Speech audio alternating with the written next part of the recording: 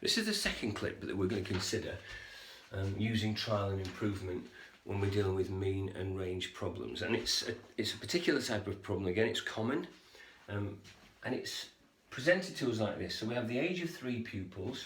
You can start to see a pattern of this in this type of question, can't you? It gives us the mean and it tells us the range.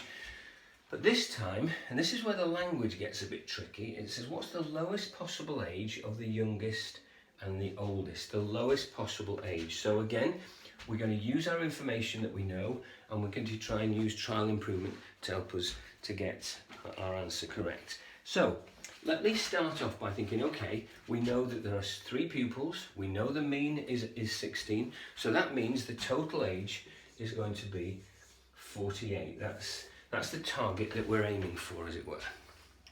Now, okay, trial improvement means I've got to try somewhere and then improve it. So let me think, okay, I'm gonna go with the youngest possible age of 8 and see where that takes me.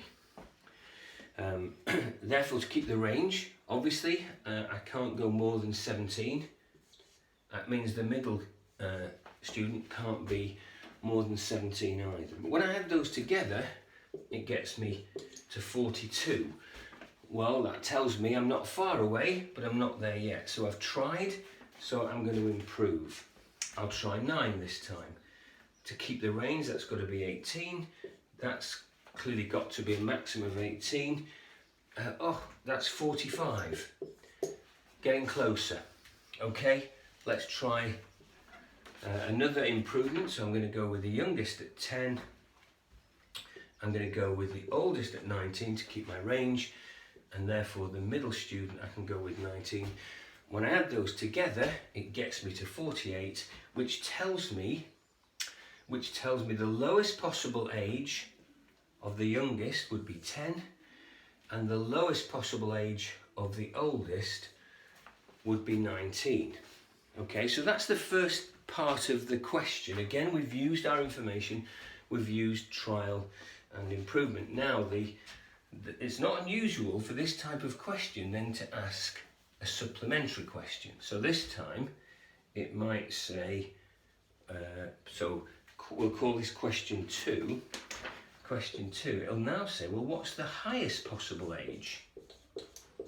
Okay, well, we've worked out the lowest possible age, haven't we? Let's just put that, let's put over there, it was 10, and the lowest possible age was 10 and 19. In fact, well, let's put the other one in just for good measure.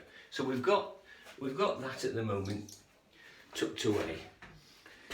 So now we've got to think, well, what's the highest possible age that could meet the criteria that's been set for us? Well, again, we continue with our trial and improvement. So let's say this time the youngest is 11. That would mean the oldest is 20.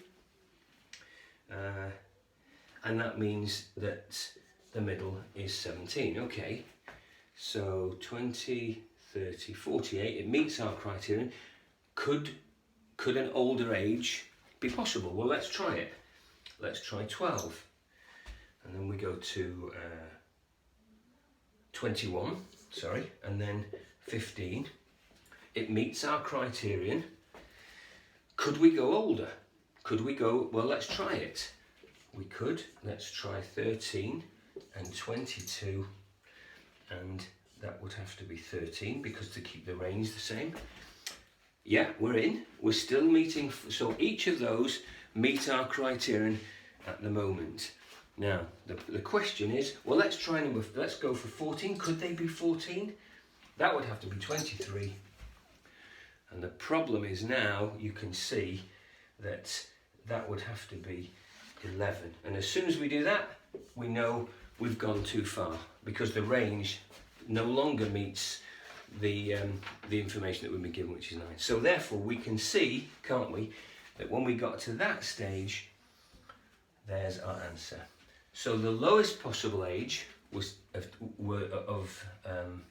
lowest possible age of the youngest and oldest was 10 and 19. The highest possible age would have been 13 and 22. Tricky, but using trial and improvement, we can get there.